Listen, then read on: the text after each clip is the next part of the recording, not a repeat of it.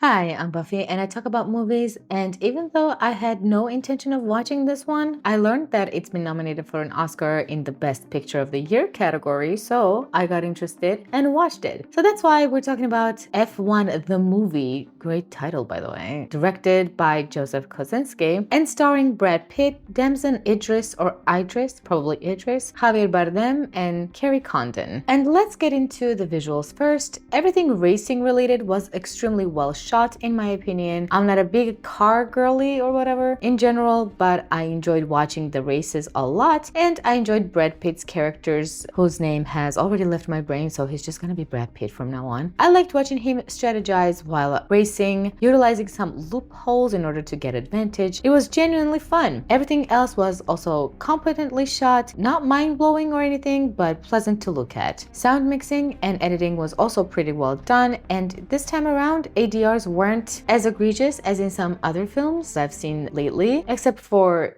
in this part. To say they all love you. He definitely says like instead of love. They all like you. They all love you. However, I hated the score for the film, and apparently it was composed by Hans Zimmer. Yeah, no, it didn't sound like him, and it didn't suit him, and it was overbearing and too insistent at parts. It's not horrible, but once in a while I would notice it in a bad way. It just felt distracting and somewhat repetitive at points. The editing was kind of a mixed bag for me. During the racing scenes, it was effective and impactful. You could always tell who was where and what we're rooting for, and these scenes were chugging along quite nicely with nice, engaging pacing. However, the story bits were so sloppily chopped at points that it seemed like a TLDR version of the story rather than something that the director or the writer wanted to develop or convey. The story is quite cookie cutter in essence, so it's not like it needed to be explained too hard, but I would have liked to have spent just a bit more time with characters outside of races. It felt like the filmmakers were like, we need to develop these characters, so let's stick some simple dialogue in there and supercharge the motivations for this character. They ticked some boxes in the most simplistic of ways available, and boom, now back to super cool fast cars, baby. Now let's talk about the acting for a bit. Brad Pitt plays Brad Pitt, and he's pretty good at it. He's the Brad Pittiest Brad Pitt that's ever Brad Pitted, which is to say the character itself is pretty much non-existent. The only things we know about him is that he is a runner slash has commitment issues, I guess, and he's reckless and cool. What a cool guy. He's so cool and hot, so just watch him do the Brad Pitt lip lick and head tilting thing and admire him, please. That's his character, this movie's version of Brad Pitt. Now, don't get me wrong, I think Brad Pitt is a good actor. A lot of the times I like watching him play a version of Brad Pitt on screen, and I appreciate that unlike some other super conventionally attractive white men, he doesn't pretend to be an artiste every time he's on a screen. I like him. He's mostly very entertaining to watch, and even in films where he plays Brad Pitt, he's delivered great performances. For example, in Babel or in Seven, he's not Brad Pitt per se, but he's really great in these films. However, I'd like to recommend a couple of his performances that are just phenomenal. His performance in 12 Monkeys, for example, which is a fantastic sci-fi directed by Terry Gilliam. Pitt has a small part there, but he's great in it, and he's very different from his usual self, and it's a great movie in general. David Fincher's Fight Club, obviously, where we could argue that he still does play maybe a version of himself, but I actually think that it's a much more nuanced performance than people give it credit for. And last, but certainly not least, and I think this is my favorite casting of Brad Pitt, the Coen brothers' Burn After Reading, where he plays a dumb fitness instructor. It's such a perfect role for him, and he does such a fantastic job comedically. It seems like this role was literally made for him, and he was made for this role. It's just like a perfect pairing, a perfect storm, if you will. So if you want to watch great Brad Pitt performances, I suggest you watch these films. In F1 the movie, though, he's fine. He's totally fine. He's Brad Pitt. Good for him. Javier Bardem plays Javier Bardem, and he's extremely good at it. This movie's version of Javier Bardem is more compelling than this movie's version of Brad Pitt, so he wins. Kerry Condon plays a smart woman who's great at her job and likes Brad Pitt's face, and she's good at it. The only actor given something, anything to work with in the film is Damson Idris. Let me be clear, he's still not given much, but at least it's something. Thank you, movie. Thank you. And Damson did a fairly good job playing this character and portraying the changes he goes through. The editing didn't do him or his character any favors, but at least there was something to experience there story-wise, and I thought he was relatable, compelling, and charismatic. And even though he starts off as a bit of a brat, he displays a likability that makes it easier for the audience to connect to him. I liked him a lot in the film, and he's a cutie. Look at him. He seems quite young, actually. Like, how old is he? You know, I'm gonna check. Hold up. Damson. What's his Idris? What? 91? Oh my god. Damn, we're the same age. Well, hello there, handsome. Oh my god. Okay. Let's move on. Now, let's get to the core issue of this film, which is the story, because it's so simplistic, cookie cutter, just bland as hell. I'm gonna be honest with you, I'm not a big fan of cars. I don't care about cars or movies about cars, although I've seen some and have even enjoyed a few, Baby Driver being one of them, actually. But going into the film, I was completely neutral and frankly, not that excited to watch it. So I think it should have been really easy to pleasantly surprise me, like actually Ford v Ferrari did when I watched it. However, it didn't really surprise me pleasantly or otherwise. It was certainly a movie. I think it's a movie that like your dad will like because fast cars, and your mom will also like because Brad Pitt. All right, I want to talk about some story bits, so I'm just going to give you like a soft spoiler warning. Nothing to ruin your movie watching experience, but still, if you don't want to know anything about F1 the movie, skip to the next chapter of the video. So I want to talk about this scene in particular, first and foremost. It's a classic.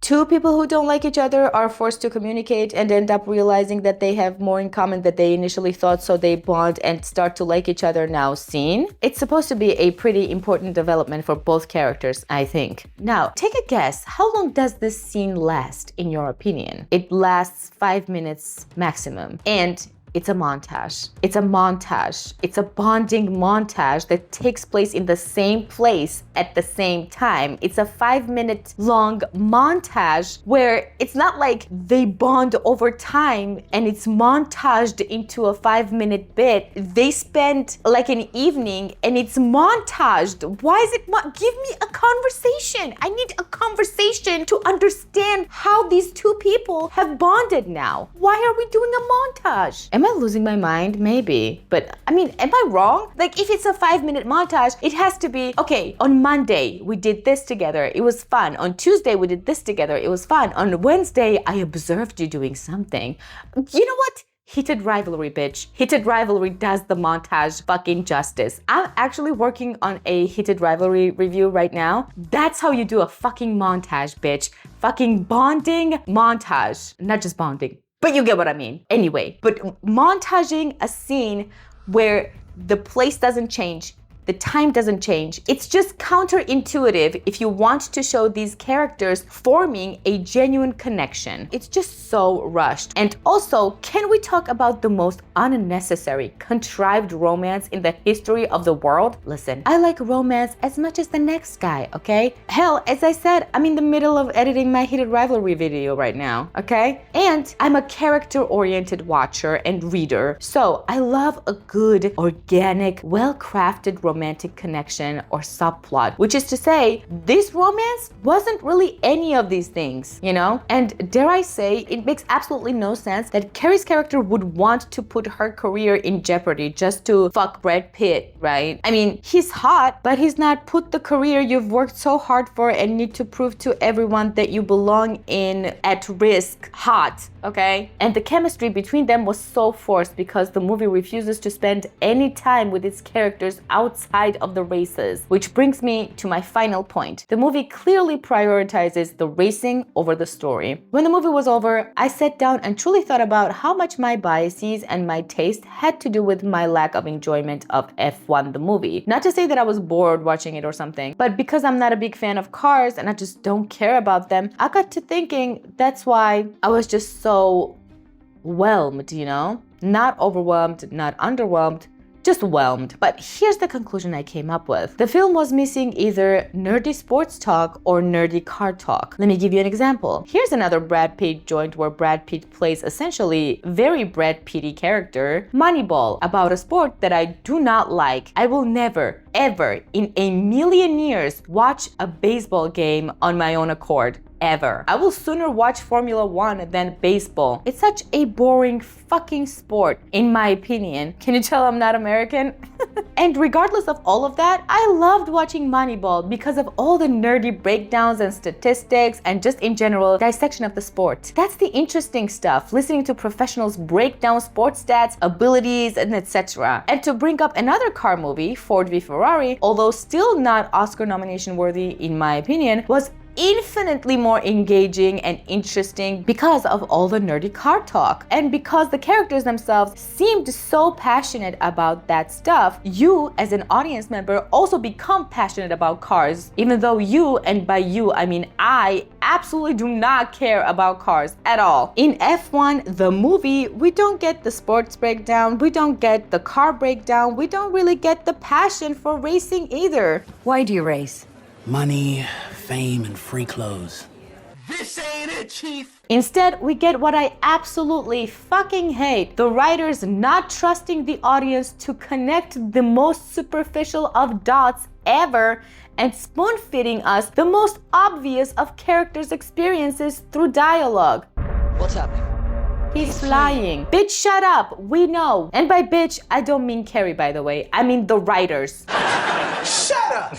Anyway, we do get some real-life Formula One drivers in the film, which I enjoyed. I was playing a little game of, is it a real driver? In my head, so that was fun. Anyway, where's the story? Where's the passion? Why is the villain the most obvious sleazy fucker ever? And also, why is this fucking film nominated for the best picture of the year? Somebody explain, please. Anyway, now for my final thoughts. F1, the movie, is a movie. It's the movieest movie ever. Brad Pitt has never been Brad Pittier, and Javier Bardem is also there. We do get one character that's almost compelling, played by Damson Idris. Good for him. And moms and dads everywhere rejoice while watching this film and will forget about it within 2 days. If you like fast cars or Brad Pitt being cool, this is the film for you. Otherwise, watch Ford v Ferrari or even the fucking first Fast and Furious movie. At least that film knows what it is. Family, family. Family. Also, why is this film nominated again? And also, I cannot stress this enough, by the way. I wrote this script earlier today, but right now, recording it, I have just gotten back from the theater where I watched Hamnet. I watched Hamnet today, and Hamnet and this fucking movie are nominated for the same category? Bitch, what are we doing? I'm telling you, people in the Academy do not watch movies. They just watch movies produced by their friends. And I think that's just what happened here. Why is this movie nominated? Whose nephew produced it? Just somebody explain this to me. I don't understand. Anyway, it's not boring or exciting, it just is. That's my verdict. It exists as a movie. Now, thank you so much for watching this video. Subscribe if you're interested in more movie reviews, and if you feel like it, of course, and I'll see you next time. Bye! Watch Ocean's 11. He's so Brad Pitt in there. Every time I think about that movie, I just get hungry.